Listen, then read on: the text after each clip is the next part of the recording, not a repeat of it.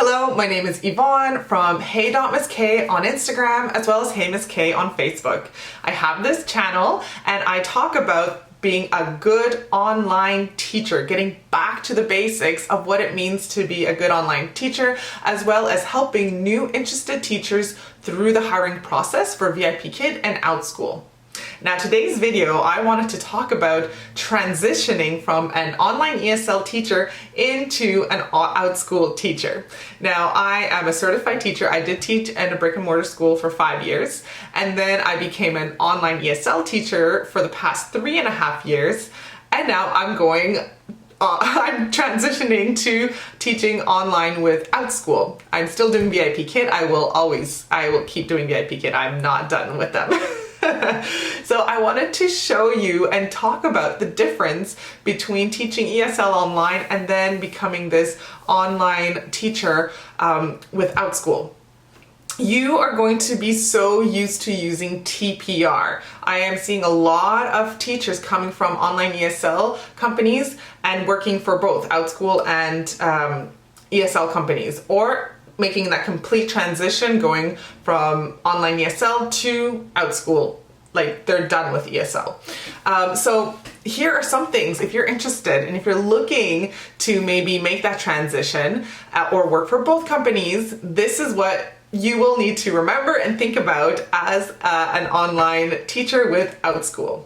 Now the first thing is that you don't need to use TPR as much. I'm still going to suggest that you do use some TPR because you're teaching several students and they are from all around the world, and sometimes depending on what you're teaching they might not actually be absolutely fluent. Or like I teach some French classes, so I still use TPR in my French classes. You can show your students that you're listening, that you're waiting for an answer, but you won't have to use TPR as heavily as you do with teaching online as an ESL teacher. The second thing that I always felt the need to do as I was teaching my first classes on Outschool was to reward my students. I always felt like I needed to high five them all the time, or shouldn't I be taking a break and giving them a reward? Isn't that what I should be doing now? Well, no, not with Outschool. Of course you want to praise them and reward them for their good effort, but you don't need all of these rewards and props to praise your students. You can just say good job, great work, great effort, and move on. I mean, if you want to use a reward, you definitely can, but you don't need to. The next difference is I come from VIPKid, so stars and apples are not really viewed or valued the same. Although now that it has changed for VIPKid, apples are no longer a part of the requirements to get a raise. I think it will change a lot for everyone. But if you get 4 apples for VIPKid, then usually that means that your lesson wasn't that great. Whereas if you get 4 stars with Outschool, you still did a great job as a teacher.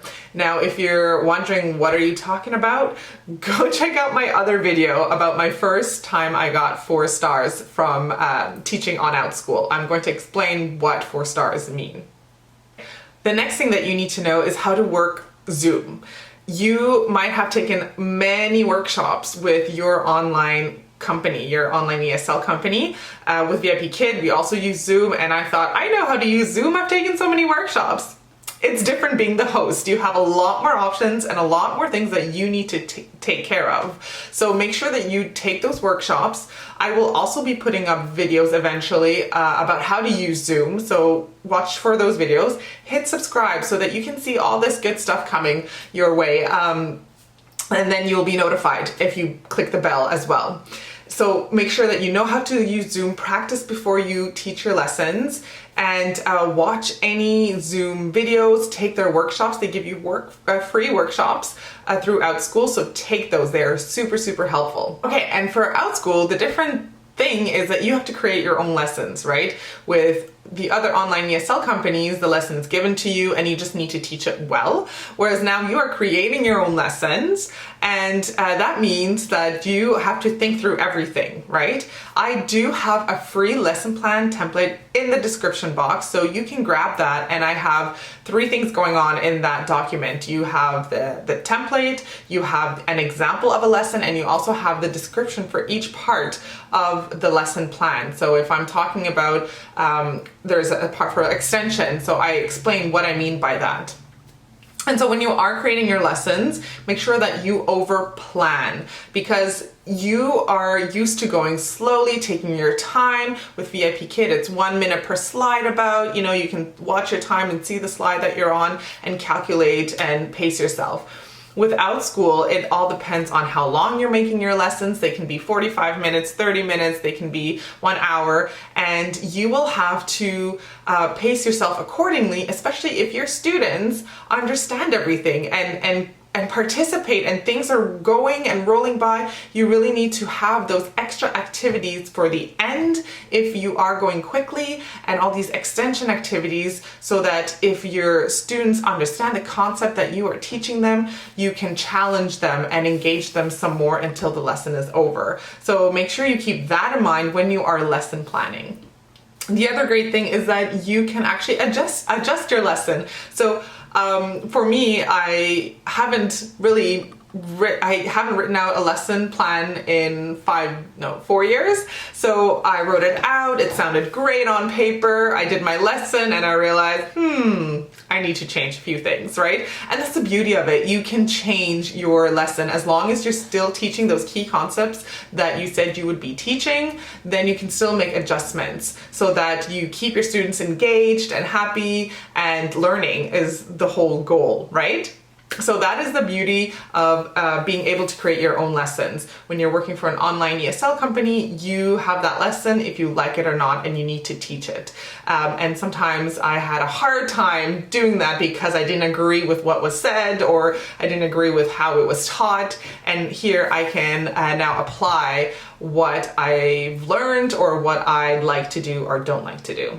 When you're creating your lessons, you can use Google Slides if you're used to using Google Slides, or you can use Canva. I do have a tutorial on Canva, so if you want to check that out right after this video, I will tell you how to quickly and easily make a presentation on Canva. It is free, so you can go check out that video. Okay, and lastly, going back to Zoom. So some students will know how to use Zoom because they have taken many online classes, and others will not. It might be their first time, or they're just still so young and can't use it themselves.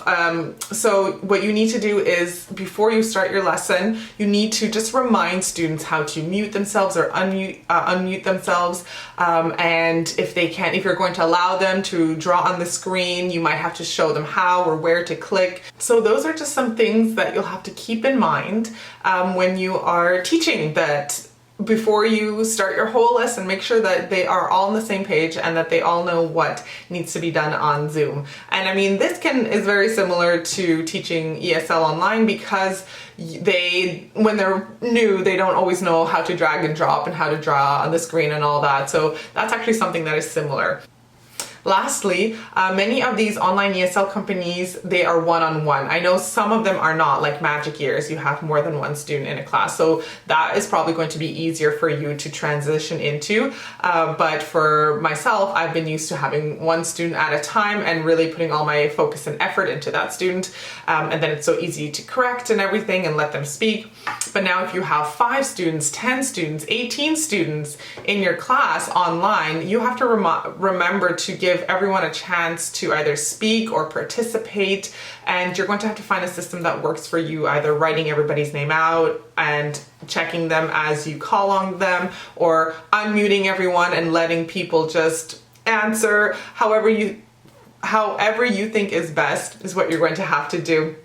But just keep that in mind, that parents want to see their child engaged in your lesson, just like on your online ESL platform. But that's about it. That is what I've noticed so far. The differences are with teaching with VIPKid and teaching for Outschool. I'm really enjoying Outschool. I'm going to continue teaching with VIPKid, and I'm going to do Outschool at the same time. And that is the master plan. So please hit like if you found it helpful, and leave me a comment below if you have anything that you would still like to know about the differences when it comes to teaching ESL online and teaching for Outschool. Thank you so much for watching, and I'll see you next time.